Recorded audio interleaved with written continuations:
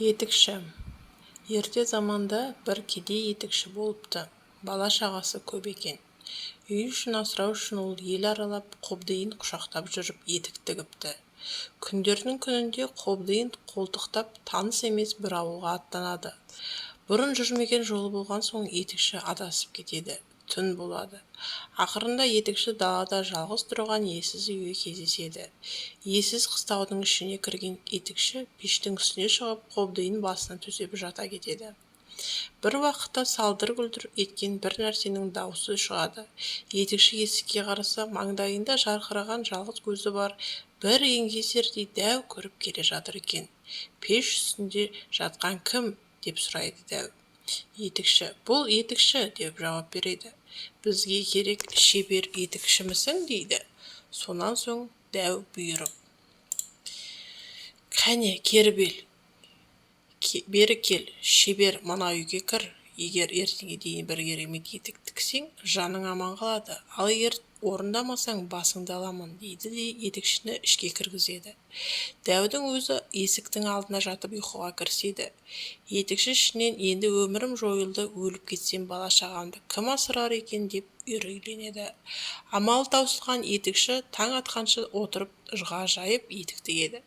Етіктің сыртқы көрінісінің басқа етіктерден айырмашылығы ұшы тіп-тік сүйір жоғары көтеріліп тұрады. Ал оның бір керемет қасиеті, аяғына киген адам аспанға қалықтап ұшып барып, лезде жетіп барады екен. Бірақ ол дәудің оны оңай үйіне жібере қоймасын біліп, бәрібір дәу қолынан өлемін, одан гөрі бұл дәуді өзім өлтірейін дейді деп өткір пышағын алады. Дәу ұйқыға кетті-ау дегенде,